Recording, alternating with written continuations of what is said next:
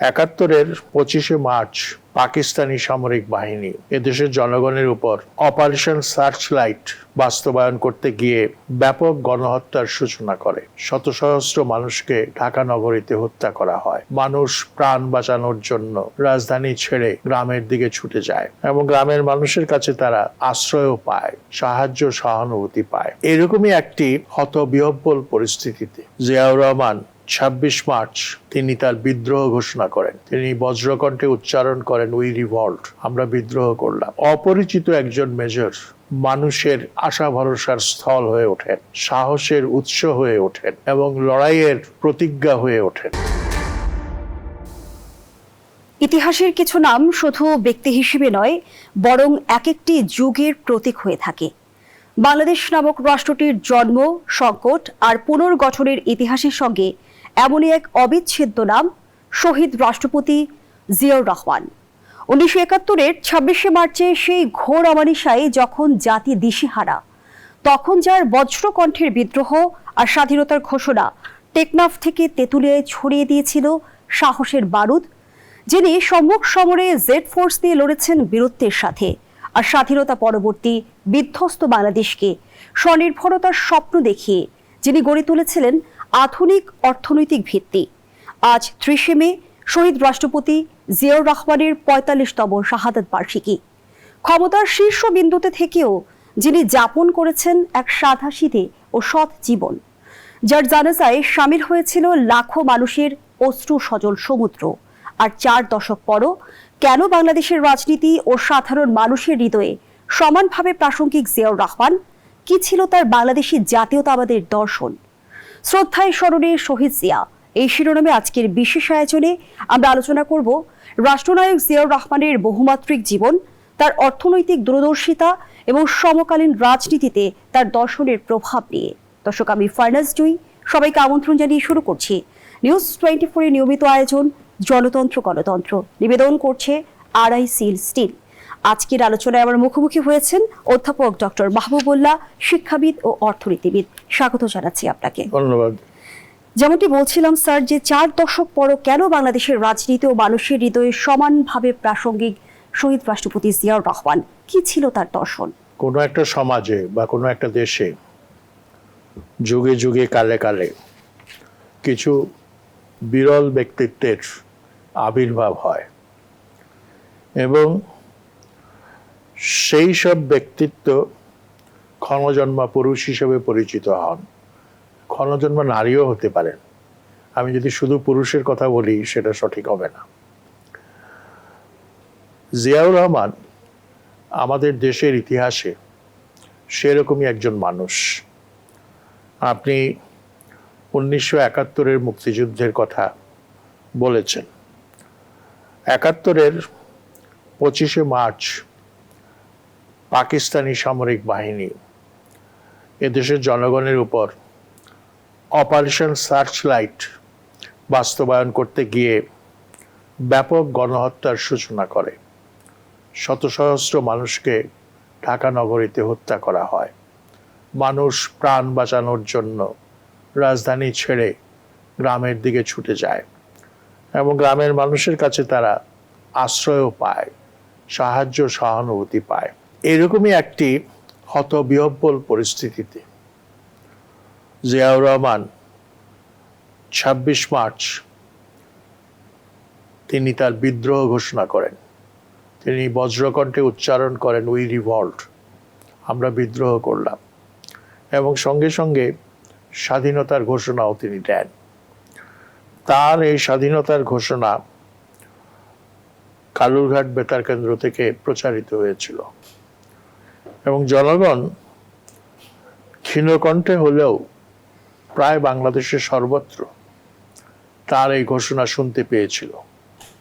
সেই থেকে এই মেজর জিয়া, সেই সময় মেজর জিয়া বলে তিনি পরিচিত ছিলেন, এই অপরিচিত একজন মেজর মানুষের আশা ভরসার স্থল হয়ে ওঠেন, সাহসের উৎস হয়ে ওঠেন এবং লড়াইয়ের প্রতিজ্ঞা হয়ে ওঠেন। এবং সেই সময় জিয়াউর রহমানের ভূমিকা কি মুক্তিযুদ্ধের গতিপথ অনেকটা বদলে দিয়েছিল? এবং ১৯৭৫-এর ১৫ই আগস্ট একটা সানা অভ্যুত্থান হয়, সেই অভ্যুত্থানের মধ্য দিয়ে শেখ মুজিবুর রহমানের যে অগণতান্ত্রিক শাসন, স্বৈরতান্ত্রিক শাসন, তার অবসান ঘটে, তার একদলীয় বাকশালী শাসনের অবসান ঘটে। কিন্তু সেই পরিবর্তনকে, সেই পট পরিবর্তনকে উল্টে দেওয়ার জন্য আরেকটা অভ্যুত্থান হয়, সেটা 75-এর 3রা নভেম্বর ব্রিগেডিয়ার খালেদ মোশাররফের নেতৃত্বে।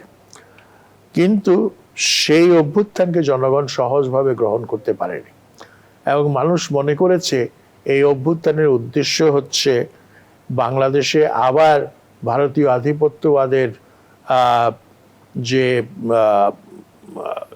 নিয়ন্ত্রণ, সেই নিয়ন্ত্রণ প্রতিষ্ঠা করার জন্য সেই অভ্যুত্থানটি করা হয়েছে, এবং মানুষ সেটা সন্দেহের চোখে দেখেছে। আমি তখন দেখেছি সেই কয়দিন 3রা নভেম্বর থেকে 7ই নভেম্বর ঢাকা নগরীর মানুষ খাওয়া দাওয়া ছেড়ে দিয়েছিল, খুব হতাশ হয়ে পড়েছিল যে কি ঘটলো, আমাদের আশা নিরাশা সব, মানে আশা আমাদের যা ছিল সবই তো ভেস্তে গেল।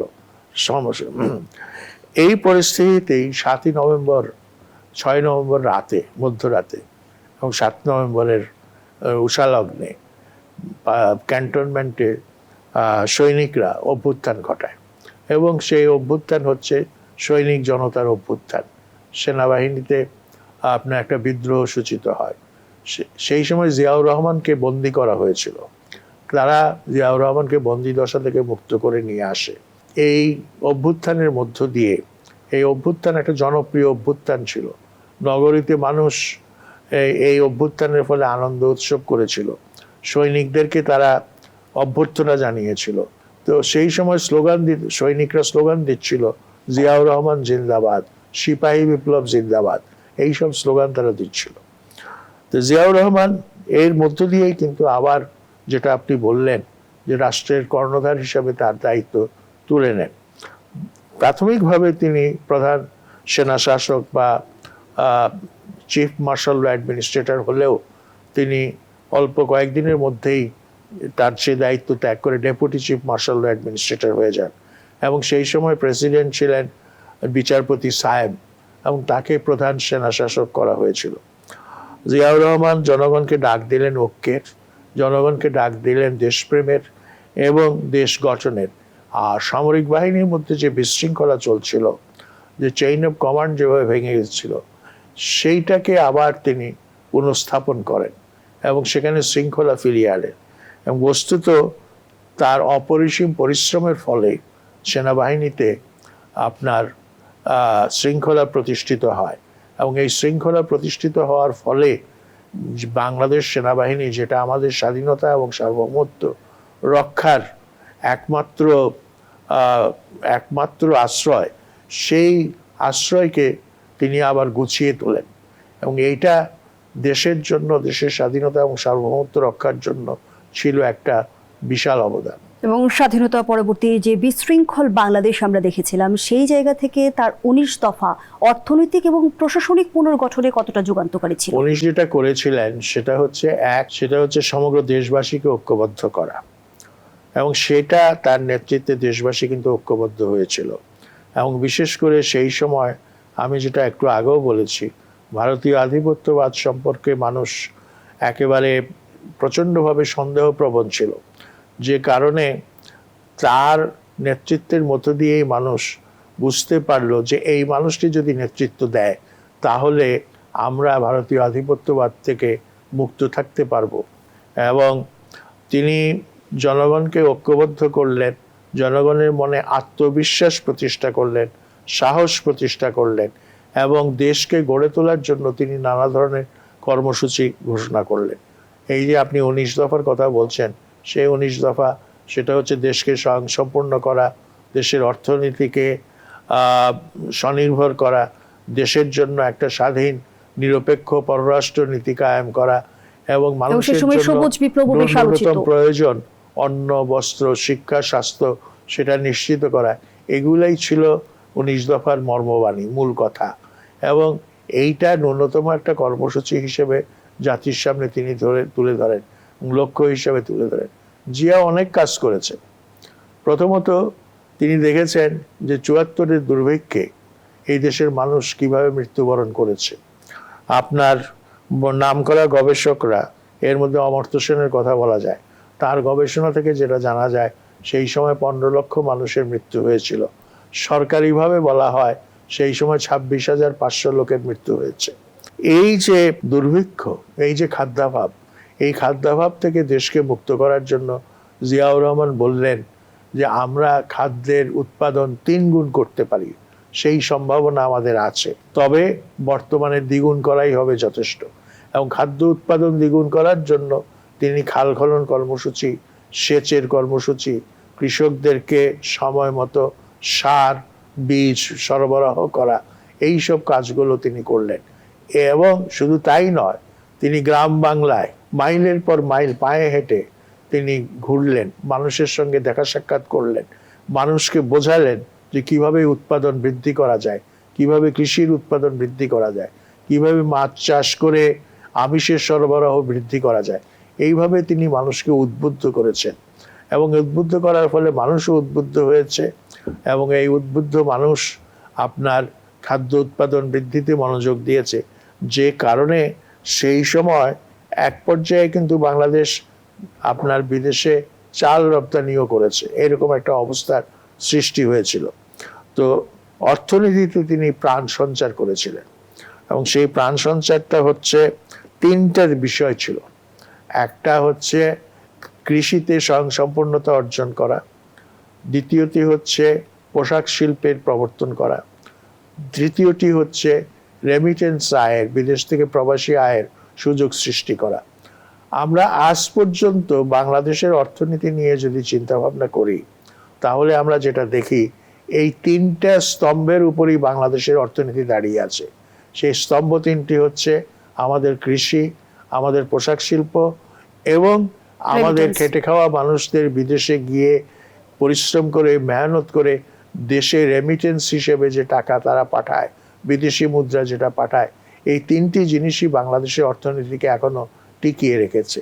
এই 3টি জিনিস যদি জিয়াউর রহমান সেদিন সৃষ্টি না করতেন, তাহলে আমরা আজ কি অবস্থায় পড়তাম এবং কি সংকটের মুখোমুখি হতাম সেটা কিন্তু কল্পনা করা যায় না। এটা সত্য, বাংলাদেশের অর্থনীতির সংকট আছে, কিন্তু এই 3টি জিনিস না থাকলে সংকটটা ভয়াবহ আকার ধারণ করত। তো কৃষির উৎপাদনের কথা আলোচনা করেছি। দ্বিতীয়ত যেটা তিনি করলেন, পোশাক শিল্প। তার মুক্তিযুদ্ধের বন্ধু একজন আমলা নুরুল কাদের, তিনি পোশাক শিল্প প্রতিষ্ঠা করতে চেয়েছিলেন এবং তিনি কোরিয়ানদের সঙ্গে যোগাযোগ করেছিলেন, বিশেষ করে কোরিয়ার দায়ু কোম্পানির সঙ্গে যোগাযোগ করেছিলেন। দায়ুর একটা বিশাল পোশাক শিল্প ছিল। তো তখনকার যে আন্তর্জাতিক যে নিয়ম, সেই নিয়ম অনুযায়ী তাদের পক্ষে আর পোশাক শিল্প ধরে রাখা সম্ভব ছিল না। তো তারা চেষ্টা করলো তাদের পোশাক শিল্প বাংলাদেশে পাঠিয়ে দিতে এবং সেখানে কথাবার্তা হলো, আলাপ আলোচনা হলো। সেই আলাপ আলোচনার সূত্রতেই তারা এখানকার শ্রমিকদেরকে প্রশিক্ষণ দেওয়া এবং অন্যান্য সুযোগ সুবিধা দেওয়া, এটা নিয়ে তারা চুক্তিতে আবদ্ধ হলো এবং জিয়াউর রহমান রাষ্ট্রপ্রধান হিসেবে, প্রেসিডেন্ট হিসেবে তিনি সর্বোচ্চ সমর্থন দিলেন। শুধু সমর্থন দিলেন না, পোশাক শিল্পের সহায়ক 2টো গুরুত্বপূর্ণ নীতি বা নীতি সিদ্ধান্ত তিনি গ্রহণ করেন, পলিসি ডিসিশন তিনি গ্রহণ করেন। এই গুরুত্বপূর্ণ পলিসি ডিসিশনগুলো হচ্ছে আপনার বন্ডেড ওয়্যারহাউস এবং ব্যাক টু ব্যাক এলসি। এর ফলে পোশাক শিল্প প্রাণ পায় এবং পোশাক শিল্প ব্যাপকভাবে বিকশিত হয়। আজকে বিশ্ব পরিসরে বাংলাদেশ 2য় বৃহত্তম পোশাক শিল্প পোশাক রপ্তানিকারক দেশ। তো এই যে প্রতিষ্ঠা বাংলাদেশের পোশাক শিল্পের ক্ষেত্রে, এটা জিয়াউর রহমানের দূরদর্শী যে নীতি, সেই নীতির ফলেই কিন্তু বাস্তবায়িত হয়েছে। তারপরে আসুন এই যে প্রবাসী আয়, তখন মানুষের মধ্যে ব্যাপক বেকারত্ব ছিল, এখনো বেকারত্ব আছে, কিন্তু এই বেকারত্বের একটা অংশ অন্তত সেটা সমাধান হয়েছে, সেটা হচ্ছে বিদেশে কর্মসংস্থানের ফলে। তবে সবচেয়ে ভালো হয় দেশের জন্য যদি দেশের ভিতরেই ব্যাপক কর্মসংস্থান সৃষ্টি করা যায়। যে কোনো কারণেই হোক, আমরা এই ক্ষেত্রে কিন্তু সেইভাবে সফল হতে পারেনি। কিন্তু জিয়াউর রহমান বিদেশে কর্মসংস্থানের যে সম্ভাবনা দেখেছিলেন, সেই সম্ভাবনা দেখে তিনি মধ্যপ্রাচ্যের দেশগুলোর সঙ্গে সুসম্পর্ক গড়ে তোলেন এবং সুসম্পর্ক গড়ে তোলার ফলে সেখানে আমাদের শ্রমিকদেরকে ব্যাপকভাবে বিভিন্ন কাজে নিয়োগ করা এবং হয়। স্যার জিয়াউর এবং রহমানের সেখান থেকে- রাজনৈতিক দর্শনও বেশ আলোচনায়, বিশেষ করে বাংলাদেশি জাতীয়তাবাদ ধারণাটি তিনি কিভাবে দেশের জাতীয় পরিচয়কে নতুনভাবে সংজ্ঞায়িত করেছিল সে আলোচনায় ফিরতে চাই। বিরতির সময় হয়েছে। বাংলাদেশি আমি জাতীয়তা- বিরতি নিয়ে আপনার কাছে ফিরছি। দর্শক, জনতন্ত্র গণতন্ত্রের এই পর্যায়ে একটা বিরতি নিচ্ছি, সাথেই থাকুন। আবারও আমন্ত্রণ, দেখছেন নিউজ 24 এর নিয়মিত আয়োজন জনতন্ত্র গণতন্ত্র, নিবেদন করছে RICL স্টিল। আমরা আবারও ফিরছি আলোচনায়। স্যার, যে প্রশ্নটি রেখে বিরতিতে গিয়েছিলাম, বাংলাদেশি জাতীয়তাবাদ ধারণাটি কিভাবে দেশের জাতীয় পরিচয়কে নতুনভাবে সংজ্ঞায়িত করেছিল, এটি কি বাঙালি জাতীয়তাবাদের চেয়ে বেশি অন্তর্ভুক্তিমূলক ছিল? তার আগে যে কথাটা বলা প্রয়োজন সেটা হচ্ছে আমাদের আত্মপরিচয় কি। আমাদের আত্মপরিচয় নিয়ে বহু বছর ধরে, এমনকি ব্রিটিশ শাসন আমলের সময় থেকেই আমাদের মধ্যে একটা দোলাচল কাজ করছিল। সেই দোলাচলটা হচ্ছে কোনো কোনো মনীষী বললেন আমরা হলাম মুসলমান বাঙালি, আবার কোনো কোনো মনীষী বললেন আমরা হলাম বাঙালি মুসলমান। অর্থাৎ কারো দৃষ্টিতে মুসলমানিত্ব প্রধান, আবার কারো দৃষ্টিতে বাঙালিত্ব প্রধান। এইরকম একটা দোলাচল কিন্তু অনেক সময় ধরেই ছিল। এবং পাকিস্তান আন্দোলন যখন হয় তখন আমাদের তখনকার মানে পূর্ব বাংলার মানুষ বা বঙ্গদেশের মানুষ, তারা কিন্তু ব্যাপকভাবে পাকিস্তানের আন্দোলনকে সমর্থন করেছিল। মজার ব্যাপার হচ্ছে আজকের পাকিস্তানের তুলনায় আমাদের এখানে পাকিস্তানের পক্ষে অনেক বেশি ভোট পড়েছিল এবং সত্যিকার অর্থে পাকিস্তানের স্রষ্টাই হচ্ছে এই দেশের জনগণ। তো তার মধ্য দিয়েও কিন্তু একটা আত্মপরিচয়ের ঝোঁক বোঝা যায়। তো সেই আত্মপরিচয়ের ঝোঁকটা তৈরি হয়েছিল এই কারণে যে আমাদের এই অঞ্চলের বেশিরভাগ মানুষ ছিল খেটে খাওয়া মানুষ, বিশেষ করে কৃষক, এবং এই কৃষকরা জমিদারের শোষণে অত্যাচারিত হচ্ছিল এবং জমিদাররা ছিল বেশিরভাগ তথাকথিত হিন্দু ভদ্রলোক। এই তারা যে মানুষের উপর শোষণ করত, তাদের এই শোষণ থেকে মুক্তির স্বপ্ন হিসেবে পাকিস্তানকে তারা একটা ইউটোপিয়া, পিজেন্টস ইউটোপিয়া হিসেবে গ্রহণ করেছিল। এবং ইউটোপিয়া শব্দের বাংলা অর্থ হচ্ছে কল্পস্বর্গ, এবং সেই কল্পস্বর্গ রূপেই গ্রহণ করেছিল। আমরা অনেকে হয়তো জানি না যে আমাদের জাতীয় নেতারা, প্রধান জাতীয় নেতারা প্রায় প্রত্যেকেই পাকিস্তান আন্দোলনের অগ্রভাগে ছিলেন। শেরে বাংলা একে ফজলুল হক, মৌলানা আব্দুল হামিদ খান ভাসানী, শেখ মুজিবুর রহমান থেকে শুরু করে হোসেন শহীদ সরওয়ার্দী, এরা সবাই কিন্তু পাকিস্তান আন্দোলন করেছে। এবং পাকিস্তান আন্দোলন হওয়ার পর, পাকিস্তান হয়ে যাওয়ার পর আবার নতুন করে একটা স্বপ্নভঙ্গের ঘটনা ঘটে। সেই স্বপ্নভঙ্গটা হচ্ছে পাকিস্তানে এই অঞ্চলের মানুষ যেভাবে তার অধিকার প্রতিষ্ঠিত হবে বলে আশা করেছিল সেটা হয় নাই। একটা চক্রান্তের ফলে, বিশেষ করে পাঞ্জাবি সামরিক গোষ্ঠীর চক্রান্তের ফলে সেটা সম্ভব হয় না। এবং তার কারণেই কিন্তু এখানে বাঙালি জাতীয়তাবাদের উদ্ভব হয়েছিল, একটা ভিন্ন সত্তার উদ্ভব হয়েছিল, ভাষা আন্দোলন হয়েছিল, 54 নির্বাচন হয়েছিল, স্বায়ত্ত শাসনের দাবিতে আন্দোলন হয়েছিল, 6 দফার আন্দোলন হয়েছিল, 11 দফা 69-এর গণ অভ্যুত্থান হয়েছিল। এইরকম ঘটনা পরম্পরায় বহু ঘটনা ঘটেছে, রাজনীতিতে বহু উত্থান ঘটেছে। কিন্তু বাংলাদেশ হয়ে যাওয়ার পর আবারও আত্মপরিচয়ের প্রশ্নটা আবার নতুন করে ধরা দিল।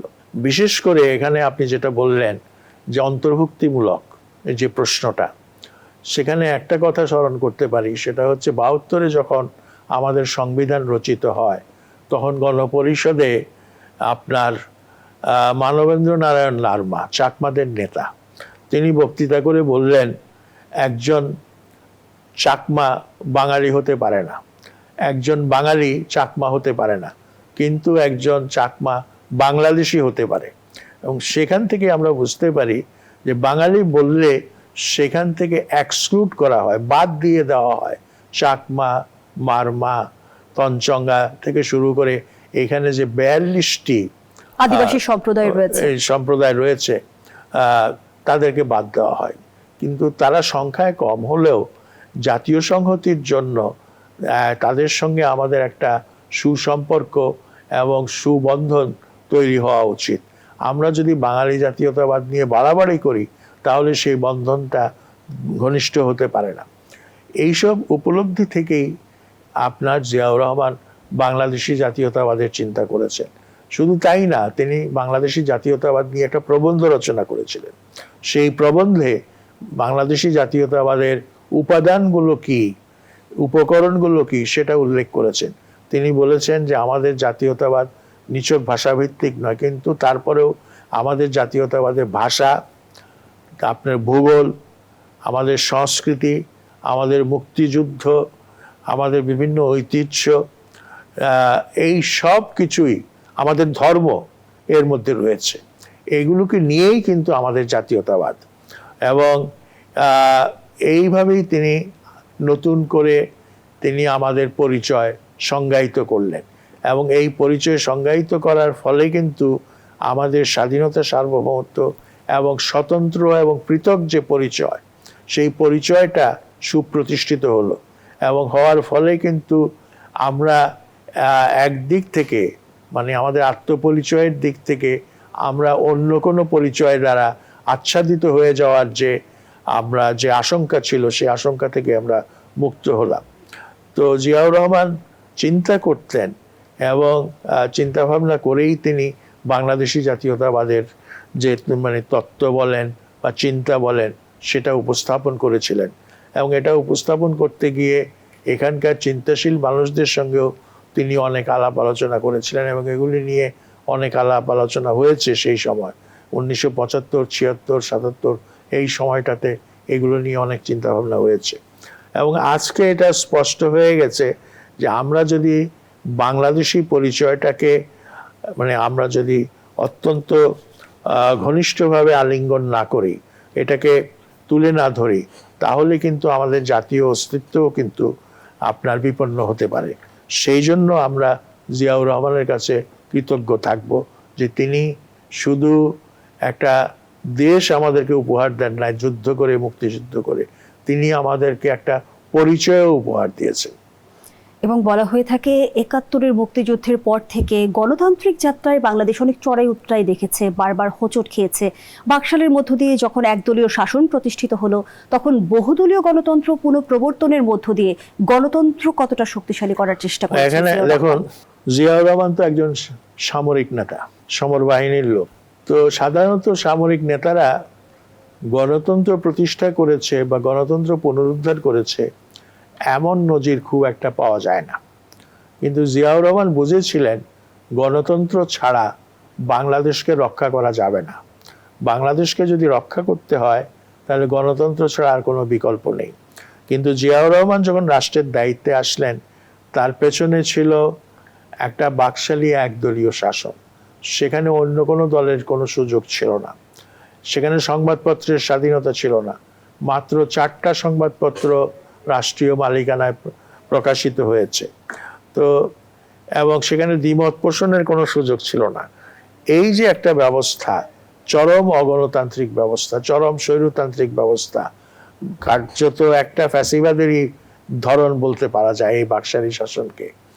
এবং এইটাকে তিনি ভেঙে দিয়ে আবার গণতন্ত্রের পথে যাত্রা করলেন। এবং সেই গণতন্ত্র হচ্ছে বহুদলীয় গণতন্ত্র, যেই গণতন্ত্রের সকল মত ও পথের যারা অভিসারী তাদেরকে তিনি সঙ্গে নিলেন।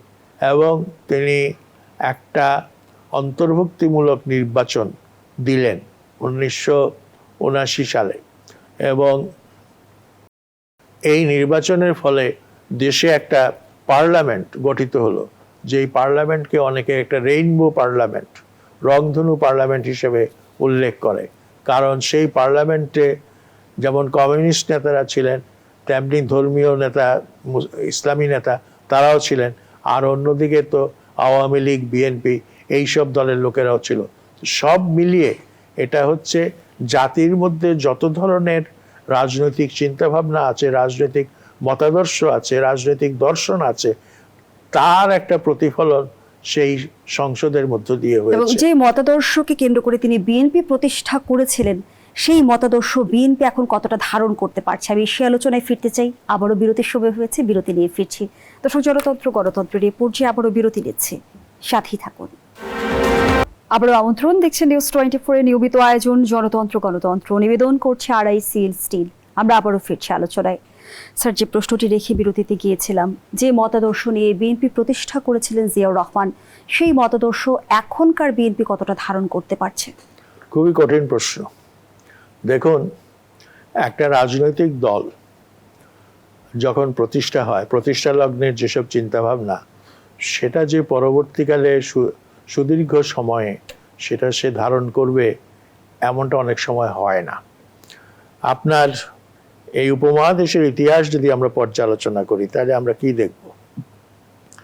আপনার ইন্ডিয়ান ন্যাশনাল কংগ্রেস 1885 সালে প্রতিষ্ঠার পর বিভিন্ন সময়ে কংগ্রেস তার রাজনৈতিক অবস্থানে, আদর্শগত অবস্থানে পরিবর্তন এনেছে। সেই বিরাট আলোচনার সুযোগ এখানে নাই। একইভাবে আমরা বলতে পারি যে মুসলিম লীগ, সেটাও একটা খুব বড় দল ছিল উপমহাদেশে ব্রিটিশ শাসন আমলে। সেই দলের মধ্যেও কিন্তু নানান পরিবর্তন এসছে। আপনি কমিউনিস্ট পার্টির কথা যদি ধরেন, তারা তো কট্টর আদর্শবাদী দল, তাদের মধ্যেও কিন্তু চিন্তাভাবনা বিভিন্ন সময় পরিবর্তন হয়েছে। তারা কখনো অতি বাম হয়েছেন, কখনো একটু দক্ষিণপন্থার দিকে ঝুঁকেছেন, কখনো মধ্যপন্থার দিকে ঝুঁকেছেন। যে এই পরিবর্তনগুলো রাজনৈতিক দলে হওয়াটা অস্বাভাবিক কিছু না। এখন প্রশ্ন হচ্ছে বিএনপির কি হলো? আমি এইটুকু বলতে পারি, বেগম খালেদা জিয়া তিনি তার স্বামীর উত্তরাধিকারী, এবং সেই উত্তরাধিকারী হিসাবে তিনি কিন্তু যে কাজটা করেছেন সেটা হচ্ছে বাংলাদেশি জাতীয়তাবাদের আদর্শকে ধারণ করা, আধিপত্যবাদের বিরুদ্ধে লড়াইটাকে জারি রাখা এবং গণতন্ত্রের পতাকাকে ঊর্ধ্বে তুলে ধরা। এই তিনটা কাজ কিন্তু তিনি করেছেন। সেই দিক থেকে তার স্বামী যে লড়াইয়ের সূচনা করেছেন, যে আদর্শের পথ দেখিয়েছেন, সেই পথ থেকে তিনি বিচ্যুত হন নাই।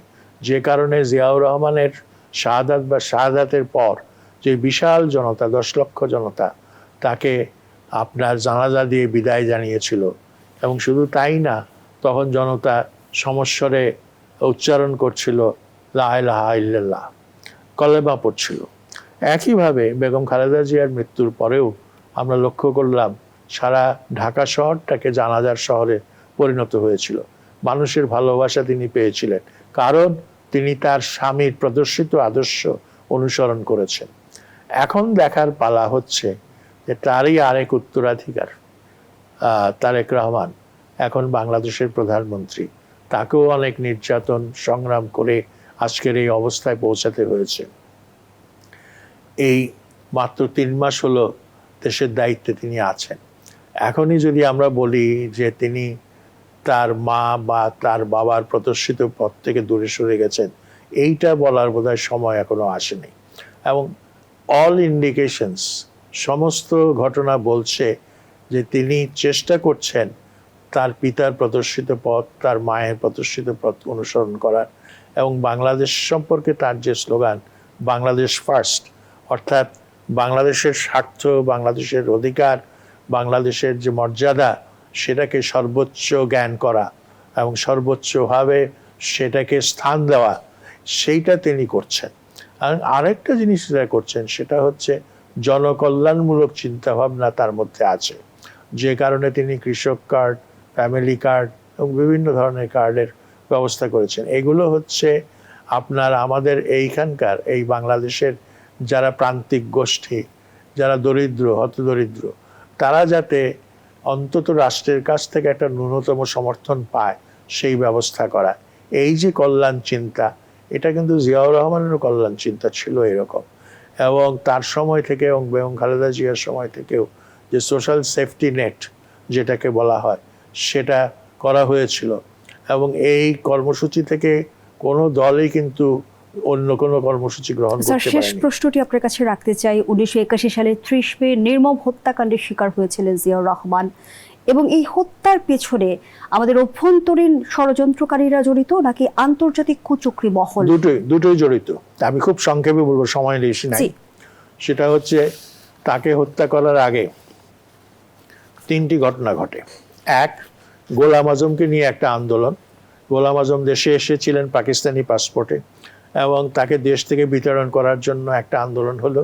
সেই আন্দোলনে মুক্তিযোদ্ধা সংসদ অংশগ্রহণ করেছে, এবং সেটা নিয়ে ব্যাপক হইচই, আইন শৃঙ্খলার সমস্যা হয়েছে। এবং এই আন্দোলনের মধ্য দিয়ে আন্দোলনকারীরা প্রমাণ করতে চেয়েছিল জিয়াউর রহমান মুক্তিযুদ্ধ বিরোধী, জিয়াউর রহমান স্বাধীনতা বিরোধী, স্বাধীনতার চেতনা থেকে জিয়াউর রহমানের চরম বিচ্যুতি ঘটেছে। দুই, আরেকটা ঘটনা ঘটেছিল, সেটা হচ্ছে বুদ্ধিজীবীদেরকে নিয়ে একটা কমিটি গঠন করা হয়েছিল। সেই কমিটির নাম ছিল সাম্প্রদায়িকতা বিরোধী কমিটি। সেই কমিটিও বিভিন্ন সেমিনার করে আলাপ আলোচনা করে এমন একটা আবহ তৈরি করতে চেয়েছিল যে বাংলাদেশ বোধহয় জিয়ার নেতৃত্বে একটা স্বাধীনতা বিরোধীদের অভয়ারণ্যে পরিণত হয়েছে, এইটা। আর তৃতীয়ত হচ্ছে সামরিক বাহিনীর মধ্যে যারা মুক্তিযোদ্ধা ছিল তাদের কানে কানে কান পড়া দেওয়া হয়েছিল, হুইসপারিং ক্যাম্পেইন করা হয়েছিল যে জিয়াউর রহমান এখন আর মুক্তিযোদ্ধাদেরকে, সেনাবাহিনীর মুক্তিযোদ্ধা অফিসারদেরকে যথেষ্ট গুরুত্ব দেন না, তিনি গুরুত্ব দেন পাকিস্তান ফেরত অফিসারদেরকে। এইভাবে জিয়াকে জনসাধারণের আস্থা থেকে দূরে সরিয়ে দেওয়ার একটা চেষ্টা তখন হয়েছিল, এবং এটা একটা রাজনৈতিক আবহ তৈরি করা হয়েছিল। এবং এইটা তো আর এমনি ঘটে নাই, সেটা হচ্ছে আমরা জানি যে আমাদের যে প্রতিবেশী রাষ্ট্র তারা সবসময় চায় যে এইখানে তাদের অনুগত একটা সরকার থাকুক। জিয়াউর রহমান ভিন্ন প্রকৃতির মানুষ ছিলেন, তিনি অত্যন্ত স্বাধীনচেতা ছিলেন। এইরকম স্বাধীনচেতা মানুষকে তারা সহ্য করবে এটা তো মনে করার কোনো কারণ নাই। সেই জন্য অনেকেই মনে করেন যে দেশের ভেতরের একটি গোষ্ঠী এবং এটা আন্তর্জাতিক মদতপুষ্ট হয়েই কিন্তু এই অভ্যুত্থানটা ঘটিয়ে জিয়াউর রহমানকে চিরতরে আপনার এই দেশের রাজনীতির এবং দায়িত্বের রঙ্গমঞ্চ থেকে সরিয়ে দেওয়ার একটা চেষ্টা করেছে। সেই চেষ্টারই ফসল হচ্ছে এই 1981 মের 30 তারিখ মধ্যরাতে তাকে হত্যা করা চট্টগ্রাম সার্কিট হাউসে। অসংখ্য ধন্যবাদ জানাচ্ছি স্যার, কৃতজ্ঞতা জানাচ্ছি আমাদের সময় দেওয়ার জন্য। দর্শক, এখানেই শেষ করছি জনতন্ত্র গণতন্ত্রের আজকের আয়োজন। ধন্যবাদ এতক্ষণ আমাদের সাথে থাকার জন্য।